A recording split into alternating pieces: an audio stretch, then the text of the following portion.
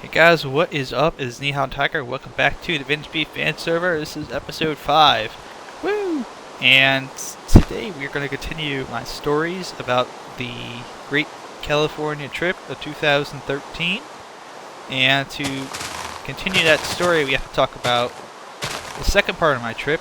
And it was not to San Francisco or Los Angeles, it was to San Diego for San Diego Comic-Con. Woo! So this was actually kind of the business part of my trip. For those of you who don't know, I am a blogger, and part of my trip... Oh god, it's a huge tree. How am I going to chop this down? But I'm also a blogger in my free time, and that's kind of the job I would really want to do full-time, would be to do blogging. So that's kind of my goal, is to eventually be able to do that full-time. But as part of my duties and part of my fun, I get to go as press every year out to San Diego for the Comic-Con that's out there. And went out this year with 4 of my writers on my website. So, talk a little bit about that. Probably be a shorter episode than the San Diego trip episode because I have less to talk about. But, you're going to ask me right off the bat, did you meet anybody famous? No, I didn't meet anybody famous. I was really busy. Well, I did meet people who are well known in the collectibles and toy industry, but I didn't necessarily meet anybody who's like, super famous, like, oh my god, you met Christian Bale. No, I didn't really meet anybody like Christian Bale or anything like that, unfortunately. Sorry guys. But as far as the trip goes, I flew in from San Francisco on Wednesday, so it is preview night. San Diego Comic-Con, for those of you who don't know, is 5 days long. It goes from, let me see if I remember here, it goes from Thursday to Sunday, and those 5 days are usually pretty busy for me because there's lots of panels to go to, and it doesn't mean, panels like my friends waited for. One of my friends, who's also one of my writers, waited for the Doctor Who and The Walking Dead panel, and he waited 5 hours for both of them, and he didn't get into either because they were like one right after the other. And I think he wanted to get into the Doctor Who panel, and he didn't get in because he just didn't camp out overnight. You have to do that. You have to, if you want to go to these things, you have to camp out overnight. It's like, let me just put it this way, Minecon tickets, speaking of Minecon, I will discuss that more in the future. Long story short, I'm going. But people who are like, Minecon's tickets are so hard to get, this is ridiculous. Imagine if you had to get Minecon tickets, you had to camp out on that website for 3 days in advance. Because that's kind of the same idea of what goes on with these panels, with the Hall H panels in particular. You are camping out for those things, pretty much wasting an entire day of your convention experience to go to those panels. And some people only get 1 day to go there, so they're specifically going to Comic-Con to go to this panel. And there's a chance that even if you're doing that, there's a chance you may not get to go to that panel at all. So, like, the one thing you wanted to go to Comic-Con for, you may not be able to do. And I personally just can't bring myself to do that, especially when there's so much to see and do there. So many games to play and so much stuff to check out. I just can't possibly justify spending an entire day waiting for, a Doctor Who panel, even if, Matt Smith and David Tennant and John Hurt were all going to be there, which I believe they all were. I just can't possibly justify that myself. I don't. It's not my kind of thing to sit around and wait all day for that kind of stuff. But I spent most of my time doing coverage, which means I get to see, collectibles, get to see fun things like that. Sometimes you get to see them ahead of time. You get to see them a little bit in advance, But most of the time, you're not going to get to see stuff like that at Comic-Con. Most of the time it's just kind of meeting with people, covering their booths, getting to see what's new with them, what they've got planned possibly in the future, kind of catching up on all that, making sure that your contacts are okay, and also getting to meet some new faces. And there were some new faces, some really new people I got to say hi to, and I'm glad I did because they're pretty cool. As far as famous people and famous things, that didn't really happen too much, like I mentioned. I would say the closest I came to that is the same place I usually come close to meeting famous people, which is the WWE panel that Mattel does for their figures. Okay, that worked. It worked. It didn't work. It didn't work. Damn you. Work. Ah, it didn't work. Okay. But at that panel, they had a couple of the wrestling folk. They had The Miz, who is not awesome like his character says he is. He's alright, dude. He's an alright dude, but I'm just not a fan of his work. They had Dolph Ziggler, who is, on the other hand, awesome.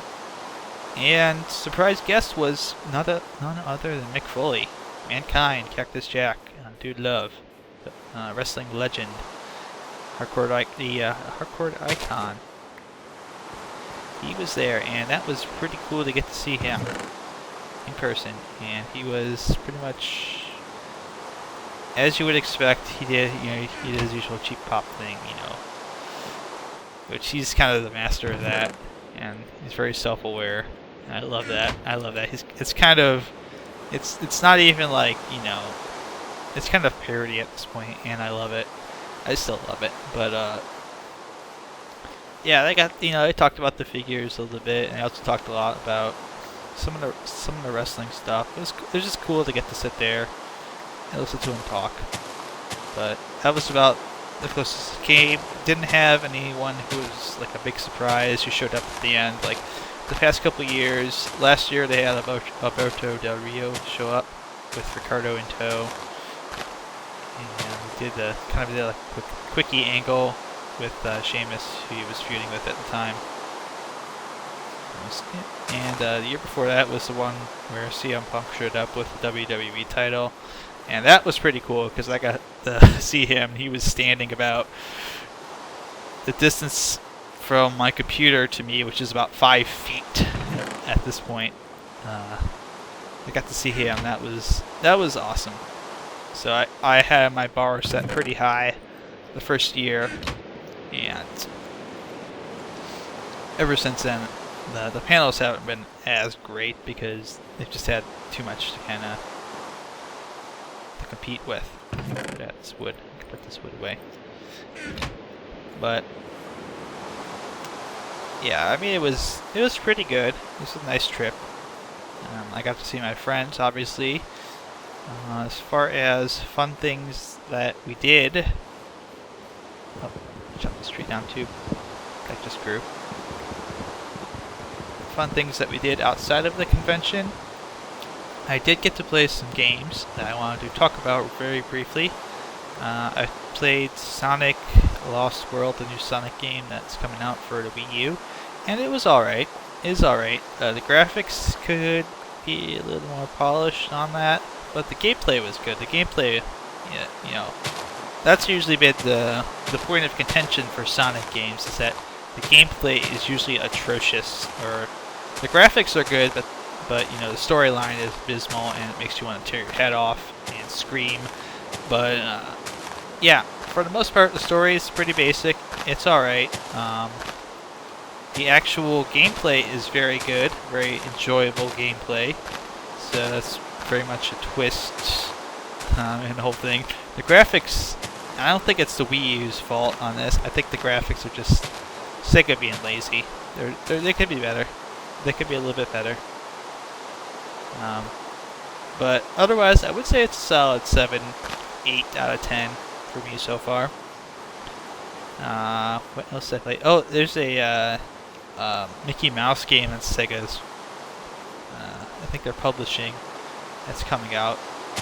And I got to play that. That's very fun, very good game. Possibly. I only got to play it briefly, but it played really well. The graphics looked great on it. I didn't really get a sense of the storyline or anything like that. But I would say it'll be pretty solid as well. And there's two other games I wanted to mention in passing real quick that look really good. And Pikmin's not one of them, but that's because I didn't get to play Pikmin. I got to watch it, and it looked good. It looked good, but I didn't get to play it, so I can't really give my opinion on it. And those games, the two games I wanted to talk about, first off was Gran Turismo 6. So I waited in line to play that one. And I can definitely say, if you like racing sims, it feels, oh my goodness, it feels so good. That game feels amazing. And if you don't own a PS3 like me, and I don't own one because I just haven't bought one, because every time I want to buy one, something else comes up that I need to buy instead. So I just haven't bought it. You should buy one if you like racing games, because it's loads better than 5. The cars actually handle really well. We got a 5-minute test run, and I chose Suzuka East as my course, which is a course I'm very familiar with in video games. And I think I went with if I remember right, I think I went with the GT86, the Toyota GT86, the new predecessor, the new car. It's based on the AE86 kind of Corolla body type. So it's kind of that sporty coupe that Toyota hasn't had in forever. And I went around the track with that, and it felt really responsive as far as, inputs went, and it also felt really resistive as far as, how a car would feel if you're trying to power it around a corner too fast. It felt, very realistic in that sense. Graphics looked great. I didn't really have any complaints with that. And what I'm most happy about was I ran four laps of Suzuka East, and all 4 of them counted. I didn't have any time disallowed moments where the car got off the track or it hit something like I was seeing so many people in front of me do. So I was very satisfied with both my performance and with the game itself. So I'm very much looking forward to seeing a little bit more about Gran Turismo 6, and probably picking up a PS3 at some point in the future so I can play it. And that leaves me with one more game to talk about, and it's a game that a lot of people are probably pretty happy about coming out, that I got to play quite extensively at Capcom's booth. That would be DuckTales, the remastered version that WayForward is doing. That's going to be coming out. I don't know when it's going to be coming out, but I think it's going to be like PS3, Xbox 360 kind of deal.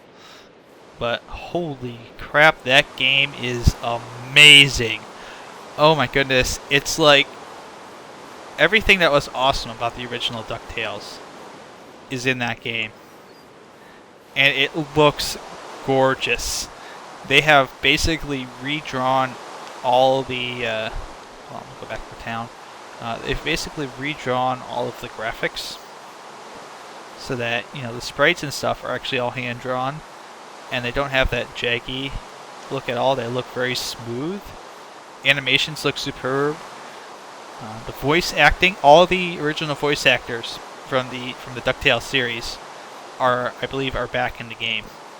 At least all the ones that are still alive and not dead. But it's just, I played that game and I felt happiness. I just felt nothing but happiness when I was done with it. I was just like, this is the most amazing thing I've played all this year. I have to own this game when it comes out. And, I don't think anyone's going to get the Let's Play it if they don't have a partnership. But I certainly would like to find a way to hook my Xbox or my PS3 or what have you up to my PC, my new PC when it comes in a couple of weeks, via like a video capture device, and stream the crap out of it for you guys, because it's just be a desert. Thank goodness. Yep, it's a desert. Alright, awesome. So, you know, I'm just really excited for that game because it's gonna be amazeballs when it comes out. Everyone's gonna love it, and you should love it too. Especially if you love the original game, or if you just love, if you want to support a game that's, you know, a remastered game done right. This is the one kind of game to support. Zombie and Omax Record Factory do not use. Okay. Interesting. But yeah, definitely going to be worth the money when it comes out, even if they charge the full $60 for it. I think people would be upset about that first and foremost, but I think it would be worth that. I think it would definitely be worth that amount of money. It's a great game. So yeah, we'll see when that comes out how that looks. And I think that's about it. I mean, my Comic-Con wasn't too exciting. It did have some nice, really nice deep, not really deep dish pizza, but it was like pizza, like really thin crust, locally made stuff. It was, I think it's called like City Pizzeria or something like that. It's not too far from the hotel we stayed at, which, by the way, the hotel we stayed at was a Courtyard by Marriott, and it used to be at Bank. So the meeting room is actually in the old bank vault. I'm gonna go down here. I want to see. I planted some reeds and stuff a while ago. I want to see how they look, or if they've been stolen away. Oh, they look really nice. I don't think these are mine. I think mine are down there. I also kind of re-profiled this cliff right here, and I turned some of this dirt into regular dirt and not water dirt. You know, grass dirt under the water, I guess would be a good way to describe it. So yeah, this looks good. This looks really nice. And the reeds, I think the reeds, yeah, these are all the reeds I planted. They really add something to the dock area here. This looks great. But I mean, the trip itself was fairly uneventful. I had a good time. I didn't get to meet any Minecrackers or Minecraft people there, unfortunately. Yeah, I was very busy the whole time. But yeah, I mean, I'll probably go back again next year. I don't know as far as what else I'll have planned next year. I probably won't go to Minecon if it's going to be in Europe. I just don't think I can afford that, especially if I have a new car to pay for coming up here. That's going to be really crimp what I can afford. But yeah, I think this is going to be a little bit shorter episode. It's only going to be like 17 or 18 minutes. I think, you know what, I think I might talk about Minecon here a little bit. Let's talk about Minecon a little bit, since we're on the topic of conventions and whatnot. I'm going to go to Beef's Castle and explore it a little bit while I talk about this to give you something to watch in the background, because it's going to be fairly boring otherwise. I'm not going to want to run back and forth. I should go back to my my tree house here shortly and check on it, make sure nobody's burned it to the ground. But Minecon's coming up, and I'm going to Minecon. I have tickets, I have a flight, I have a hotel. It's going to cost me quite a bit of money probably to go, but it's going to be worth it because I wanted to go. And the other thing is I'm not going to New York in October as a result of that. But that's alright.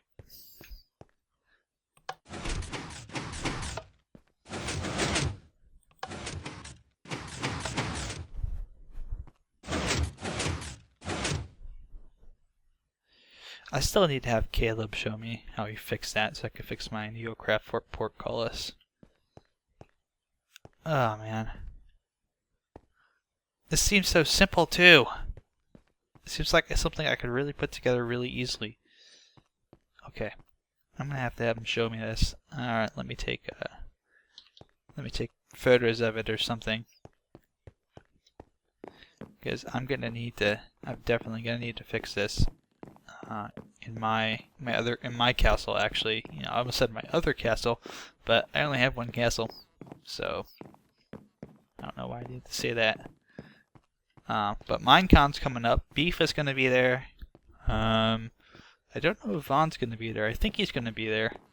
I know a lot of people from VintageBeef Fan Server are going to be there. Zuria is going to be there.